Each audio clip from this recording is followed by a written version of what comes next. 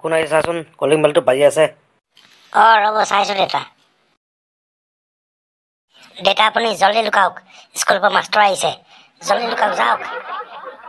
স্কুলৰ পৰা তোৰ মাষ্টৰ আহিছে, মই আকৌ কিয় লুকাব লাগে হা? কাৰণ দেউতা আপুনি মৰিলে বুলি মই 2 সপ্তাহৰ কাৰণে স্কুলৰ পৰা ছুটি লৈছিলোঁ।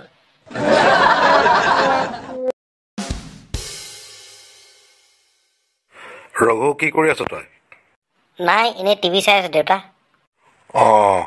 শুন ল, এইটো 2000 টকা। তোৰ এইটো মেহনতৰ কমনি, তোৰ এইটো কষ্টৰ পইচা, বুজিছ? ল 2000 টকা ল। 2000 টকা কিয় কাৰণে দেউতা?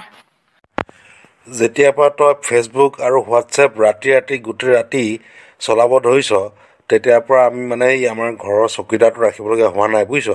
সেইকাৰণে তোক এই 2000 টকা দিছোঁ, ল।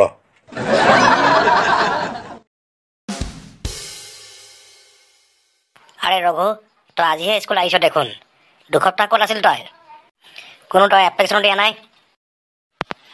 বাইদেউ মোৰ বাৰ্ড ফ্লু হৈছিলে। আৰে বাৰ্ড ফ্লুটো মুৰ্গীৰে হয়, তইতো মানুহ হয়, মানুহৰ ক'ৰবাত বাৰ্ড ফ্লু হয় নেকি? ঐ গাধ, কি বুলি ভাবিছ তই মোক? বাইদেউ আপুনিনো মোক ক'ত মানুহ বুলি ভাবে? কিবা এটা নোৱাৰিলে দেখোন সদায় মোক সেই দৰ্জাখনৰ ওচৰত দেখোন মুৰ্গী বনাই থয়। কি কৰি তই?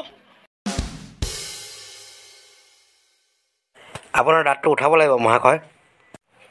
হয় নেকি? কেইটকা পৰিব দাঁতটো উঠালে? বেছি নহয়, 800 টকা লাগিব। হেৰি, মই আপোনাক 50 টকা এটা দিম, আপুনি দাঁতটো ঢিলা কৰি দিলে হ'ব। মই ঘৰতে নিজে উঠাই ল'ম, বুজিছে?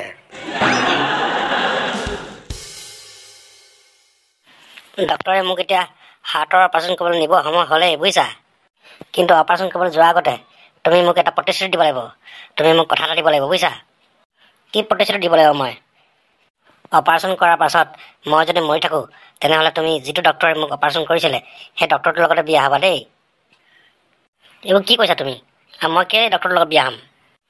তেনেহ'লে তুমি কি বিচৰা? মই ডক্টৰটোক মাফ কৰি দিয়া বিচৰা নেকি তুমি, হা?